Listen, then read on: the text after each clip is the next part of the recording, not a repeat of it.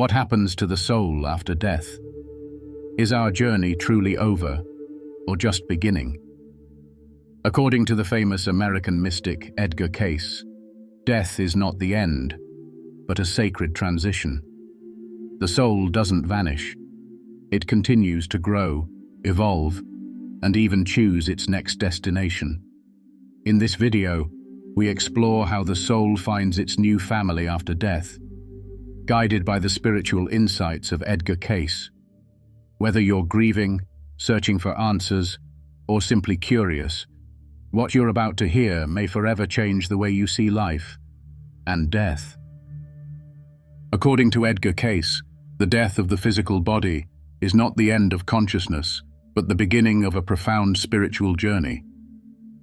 When a person dies, the soul separates from the physical shell and enters a different plane of existence, one that Cayce referred to as the inter-between, or the spiritual realm. In this space, the soul is no longer bound by time, space, or physical limitations, but it is far from inactive. One of the most critical aspects of this phase is the life review, a process in which the soul reflects on the experiences, choices, and actions taken during its most recent incarnation. Cayce described this life review as a deeply illuminating experience, not one of punishment but of self-understanding. The soul sees everything it did, thought, and felt, not just from its own perspective, but also from the point of view of everyone it affected.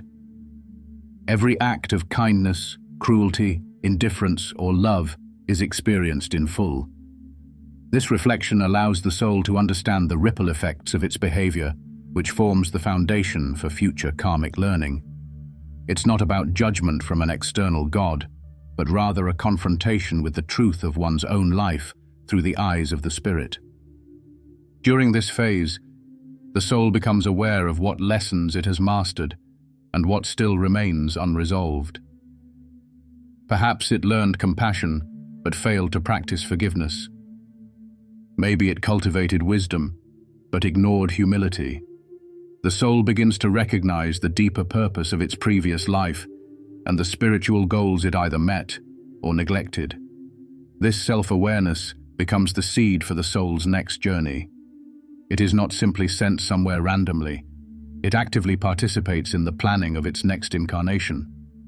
The soul, in its higher wisdom, begins to envision the environment, relationships, and challenges that will best support its continued growth. This brings us to one of the most profound and controversial insights in Cayce's teachings. The soul plays a role in choosing its next family. This choice is not made lightly or arbitrarily. It is rooted in what Cayce called karmic law, the spiritual principle that every action has consequences and that souls must eventually balance the scales through experience, growth, and love. In other words, the soul chooses its new family based on what it needs to learn, heal, or teach. It may choose to return to the same family line, perhaps as a grandchild or distant cousin, to resolve unfinished emotional threads. Or it may select an entirely different family in a new culture, country, or context, one that offers the right environment for its spiritual advancement. The factors that influence this choice are numerous. Cayce said that souls are often drawn to families with whom they have unresolved karma, either from past conflict or past love. A soul might return to heal a relationship that was broken in a previous life, or to support someone it once failed. Sometimes, the soul chooses difficulty, knowing that hardship will shape its strength. A soul that once lived a life of luxury and comfort may choose to be born into poverty, not as punishment, but to understand resilience and humility from the inside out. This process isn't cold or mechanical. It's guided by love and divine intelligence. The soul collaborates with higher spiritual beings, sometimes called guides or guardians, who assist in mapping out the conditions of the next life. These guides help the soul assess which family will best fulfill its spiritual blueprint. For example, if a soul has struggled with control or selfishness, it might choose a family where it must take care of others, perhaps as a sibling to a child with special needs. If it has unfinished business with a particular soul, it might choose to be born as that soul's child, sibling, or spouse, re-entering the relationship from a new angle, with new opportunities for healing and growth. Cayce emphasized that this choice is not about comfort, but about growth. The soul isn't seeking the easiest life or the happiest family. It is seeking the one that offers the greatest opportunity to evolve spiritually. Even traumatic or painful situations can be part of this design, not because suffering is good, but because it can catalyze awakening, compassion, and depth of character. In fact, many of the strongest souls, Cayce said, choose the most difficult paths, not because they are being punished, but because they are ready to learn something only hardship can teach. This idea that the soul chooses its parents, siblings, and even the timing of its birth revolutionizes how we might view family dynamics. Conflicts with parents or siblings may not be random. They could be echoes of unresolved past life issues. Deep connections we feel with certain family members, those moments of inexplicable recognition or instant closeness, may point to spiritual contracts made long before birth. Even abandonment or estrangement, painful as they are, might serve as catalysts for self-discovery and independence, written into the soul's plan for reasons the conscious mind can't always understand. In this vision, families are not just biological units. They are spiritual classrooms. Each member plays a role in the unfolding drama of the soul's evolution. And death is not a tragic ending, but a sacred transition, a moment when the soul, having completed one chapter of learning, begins preparing for the next. The family we are born into is no accident. It is a choice, made by the soul, for the soul, guided by the deeper currents of divine love and spiritual destiny. In Edgar Cayce's view, the universe operates under spiritual laws that mirror, in a higher dimension, the principles we observe on Earth. One of the most powerful of these laws is the spiritual version of what we now call the law of attraction. Cayce believed that just as like attracts like in the physical world, souls are magnetically drawn to the conditions, families, and circumstances that reflect their inner spiritual state. This isn't a matter of chance. It's a precise and purposeful alignment based on vibration, intention, and karmic need. After the soul has completed its review and chosen the lessons it wishes to work on in the next life, it begins to resonate with a particular frequency, a kind of spiritual signal that calls out to the environment that will best match its goals. This frequency is shaped by the soul's accumulated karma, unresolved wounds, aspirations for growth, and its deeper desires to love, forgive, or redeem itself. As a result, the soul does not simply drop into any family at random. It is drawn, magnetically, spiritually, and energetically, to a family whose collective energy matches the soul's needs. This is where the law of attraction on the spiritual plane becomes especially profound. A soul that still harbors anger, for instance, may be drawn to a family where anger is present, not to reinforce it, but to confront it. A soul that desires to learn compassion may choose to incarnate into a family with illness or hardship, where it must learn to serve others. Conversely, a soul that has grown through many trials may be ready for a family that offers peace, stability, or the opportunity to guide others. The match is not always comfortable, but it is always meaningful. Cayce made it clear that the soul's attraction is not always to good or bad circumstances in a moral sense. Rather, the attraction is to what is needed. A soul may have mastered forgiveness, but lacks courage. Another soul may have been wise in previous lifetimes, but lived in isolation, failing to form meaningful relationships. The soul's vibrational field, shaped by both its strengths and its lacks, begins to pull toward the people and setting that will act as mirrors and catalysts. Families, therefore, are not just places of origin. They are arenas of transformation. This attraction goes beyond individual karma. Cayce taught that souls often reincarnate within the same soul groups, collections of souls who have shared many lifetimes together. These groups are bound by love, karma, and a mutual agreement to help one another evolve. Within this dynamic, the law of attraction becomes even more powerful, as souls who have interacted before feel a magnetic pull toward each other. A mother may feel a deep bond with a newborn child, not only because of biology, but because their souls have known one another before. A child may feel a strange distance from their parents, or an unexplainable connection to a grandparent. These are often echoes of past life interactions, drawn together again to work through unfinished spiritual business. And this attraction is not limited to families. Souls may be drawn to entire cultures, geographic regions, or even time periods that match their inner spiritual vibration. A soul who lived in ancient times, with a deep connection to ritual and mysticism, may be drawn to a modern culture, experiencing spiritual awakening. A soul who once abused power may return in a society that challenges them to be humble and serve others. The soul's energetic field acts like a spiritual compass, guiding it toward the precise set of conditions that will bring its unresolved lessons to the surface. This process is also intimately connected to free will. The law of attraction, as Cayce described it, is not a prison. It is a mechanism for growth. The soul chooses what it is attracted to, not blindly, but knowingly. And once born, the individual still possesses free will. The family may trigger certain traits, memories, or challenges, but it does not dictate the soul's response. This is why two siblings raised in the same home can lead completely different lives. Each soul, though attracted to a shared environment, brings its own karmic intentions and spiritual tasks to fulfill. Cayce's teachings encourage us to look at our lives, especially our family relationships, not as burdens or accidents, but as reflections of our own spiritual vibration. The things we struggle with may be exactly what our soul asks us to face. The people who hurt us may be souls who love us deeply on the higher planes, agreeing to play painful roles so we might learn strength, forgiveness, or self-worth.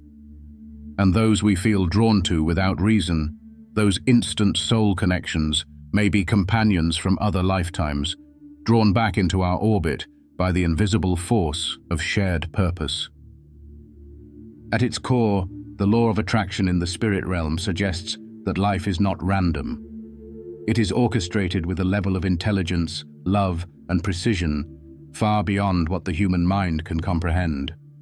We are not merely born into families, we are drawn to them, and they, in turn, are drawn to us.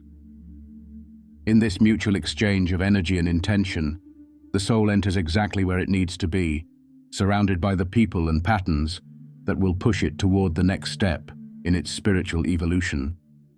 And while the path may be difficult, it is also sacred, because it was chosen not by accident, but by the soul itself, in alignment with a universe that always responds to the energy we carry within. In Edgar Cayce's vast body of spiritual readings, one of the most beautiful and transformative concepts is that of soul groups.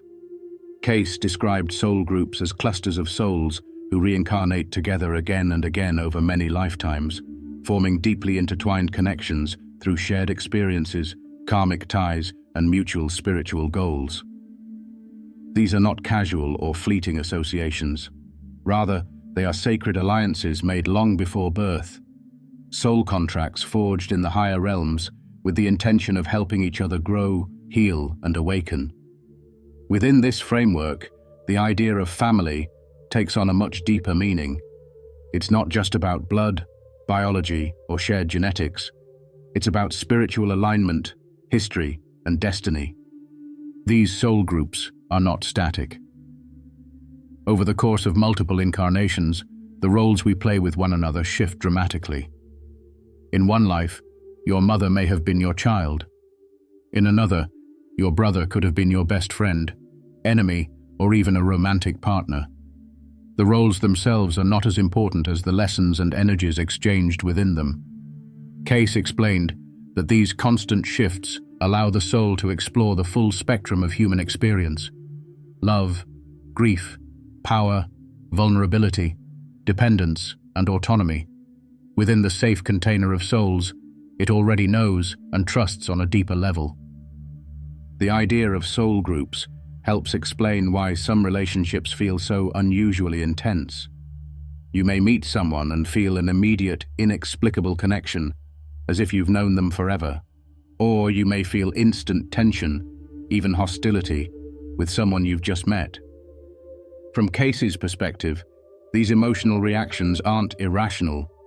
They are echoes of previous lives, unfinished business rising to the surface, waiting to be understood and resolved.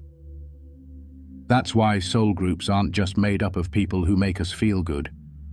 They also include those who challenge us the most. Sometimes, the soul that frustrates us in this life is the one who helped us the most in another, agreeing to play a difficult role now so we could confront our shadows and grow beyond them. Within families, these dynamics are especially potent. Cayce suggested that family members often reincarnate together over and over, switching roles to give each other different perspectives and learning opportunities. For example, a controlling parent in one lifetime might return as a dependent child in the next. A sibling rivalry may repeat itself across several lifetimes, with each iteration offering a new chance for forgiveness, compassion, or balance. These repeated interactions allow for the gradual unwinding of karmic patterns and the deepening of soul wisdom. Even estranged or absent family members can play a crucial role in a soul's growth.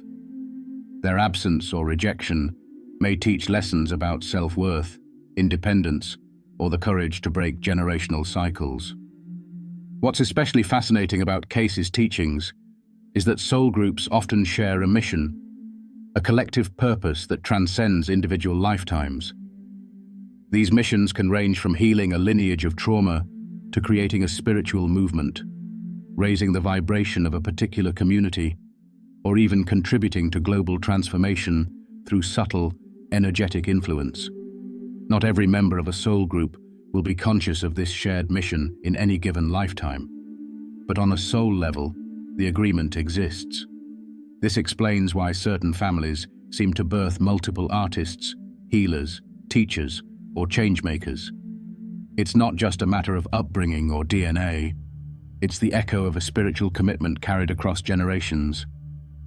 Cayce also acknowledged that not every relationship within a soul group is successful in achieving its goals in a single lifetime. Sometimes souls repeat the same harmful patterns for centuries before they finally awaken to the lesson. But the beauty of reincarnation is that time is not linear from the soul's perspective. There is always another opportunity, another lifetime, another role to play that may finally open the door to healing and transcendence. And because soul groups are bound by love at the highest level, even the most painful relationships carry the seed of redemption. Forgiveness, even if it's only possible on a spiritual level, is always the eventual goal. In Cayce's worldview, these soul group dynamics are not limited to immediate family either. Close friends, romantic partners, teachers, mentors, and even rivals can be members of your soul group. What connects you is not proximity, but energy, an unseen thread of shared karmic history and divine intention. That's why some of the most meaningful relationships in life are the ones that defy logic or social convention. A friend you met briefly might impact you more than a relative you've known for decades. A stranger's kindness may feel familiar because, in a different lifetime, that soul once saved yours. Every encounter holds the potential to awaken a memory buried deep within the spirit. Understanding this perspective transforms the way we see our relationships. Suddenly, life isn't just a random collection of people and events. It's a rich, multidimensional tapestry of souls helping each other evolve. Conflicts are no longer just personal, they are spiritual opportunities. Betrayals are not always cruel, They may be soul-level agreements designed to break open the heart. And the love we feel for certain people may not begin in this life. It may be the continuation of a bond nurtured across time, death, and rebirth. In this light, the family we are born into is a starting point, a portal into the soul group that surrounds us. Some members of this group will be with us from birth, others will enter later in life. Some we will recognize instantly, others we may only understand in hindsight.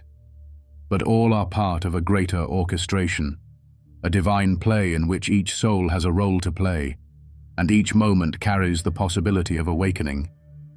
And so, when a soul finds its new family after death, it is not simply entering a new home, it is rejoining a spiritual tribe.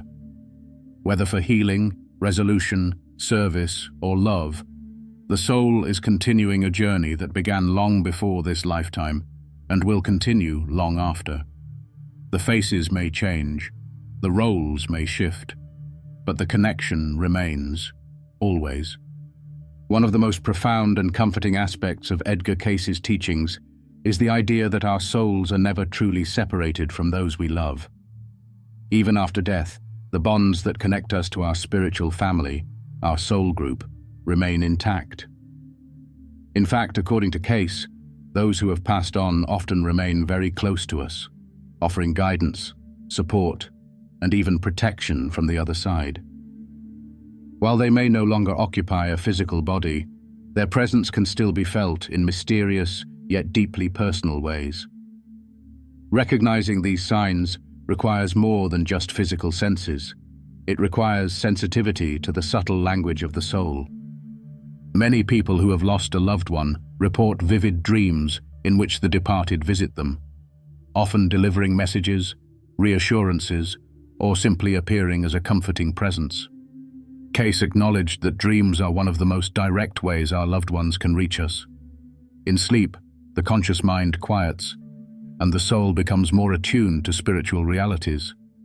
During these moments, the barriers between worlds become thin, and communication can take place. Not through words, but through symbols, emotions, and inner knowing. These are not hallucinations or products of imagination. They are real encounters between souls still bound by love. But even beyond dreams, our loved ones can communicate through everyday life, using subtle synchronicities and signs. According to Cayce's readings, souls who have passed on may influence our environment to get our attention. A sudden scent that reminds you of someone who died, the appearance of a particular bird or animal, a meaningful song playing unexpectedly, or even the sensation that someone is in the room with you. These are all potential indicators of spiritual presence. These signs are not random. They are deliberate attempts to reassure us that the soul lives on and that love has not been severed by death. Another common sign is the feeling of déjà vu, or an overwhelming sense of familiarity with a person or place you've never encountered before. From Cayce's perspective, this could be the soul recognizing a past life connection or tuning into a spiritual resonance from a former incarnation. When this happens in the context of relationships, especially within families, it may be the soul's way of signaling that the bond you feel has deeper roots than this lifetime alone. Children, in particular, are often more sensitive to these spiritual impressions. Cayce believed that young children, being closer to the spiritual world, sometimes remember past lives or speak of relatives who passed before they were born. Some children recall being with deceased family members before entering this life, or claim to know things about ancestors that were never told to them. These moments, often dismissed or forgotten as imagination, may in fact be glimpses into the truth that the soul carries more memory than the mind. In times of crisis or transition, the presence of a departed loved one may also be felt more strongly. Cayce explained that souls who have passed often act as spiritual helpers, watching over their still living loved ones and intervening when needed. People sometimes report inexplicable protection in dangerous situations or sudden intuitive guidance that turns out to be life-saving.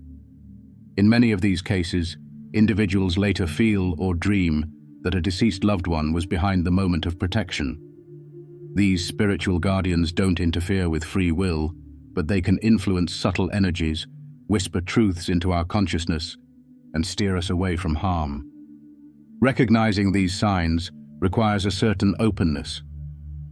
Cayce emphasized the importance of prayer, meditation, and inner stillness as ways to cultivate the spiritual sensitivity needed to perceive the presence of the departed. When the mind is quiet and the heart is open, the soul becomes more receptive to higher frequencies. Sometimes we miss these signs because we are too consumed with grief or distracted by the demands of physical life. But the more we create space for stillness, the more likely we are to recognize when a spiritual hand is reaching out to us. Beyond signs and visitations, Cayce also taught that we often reincarnate with the same souls in new forms. This means that a loved one who has passed may eventually return to our lives in a different body, perhaps as a child, a grandchild, or even a friend met later in life. The connection may not always be conscious, but it can be deeply felt. We may say, "I feel like I've known them forever," or feel an instant bond that defies logic. These are the subtle fingerprints of reincarnated relationships, proof that love reincarnates with us. Moreover, Cayce taught that when we grieve a loved one, it's not wrong or unspiritual, it's human. But he also encouraged people to understand death not as a loss, but as a change of state. The soul has not ended, it has simply gone ahead. Often, those who have passed are eager to help us move forward, not by forgetting them, but by living fully in honor of the love that still connects us. When we heal, when we grow, when we laugh again after pain, these moments are felt by those on the other side. They are not indifferent observers, but emotionally and spiritually involved companions in our journey. In some cases, Cayce explained, unresolved issues between souls can continue even after death. If a relationship ended in conflict or pain, the soul may continue trying to make peace from the other side. Feelings of guilt, anger, or longing may linger, not only within us, but within the departed soul as well. That's why forgiveness, even after death, is powerful. Speaking to your loved one in prayer, writing them a letter, or mentally expressing your truth can have spiritual effects. In the unseen world, the intention to forgive and heal creates a bridge of light that allows both souls to move forward. Ultimately, Cayce's vision of life after death is one of connection, continuity, and love that transcends physical existence. Our loved ones are not lost to us. They are transformed, just as we will one day be. They are with us in the quiet moments, the dreams, the gut feelings, and the sudden tears. They walk beside us when we need courage, laugh with us when we find joy, and wait for us when it's time to return home. Understanding this allows us to live with a greater sense of peace and purpose. We begin to trust that no bond of love is ever truly broken. Death may take the body, but it cannot touch the soul. And when the time comes for our own transition, we can do so with the faith that we will be greeted not by strangers, but by familiar faces, souls we have known, loved and chosen, again and again, across the eternal journey of life.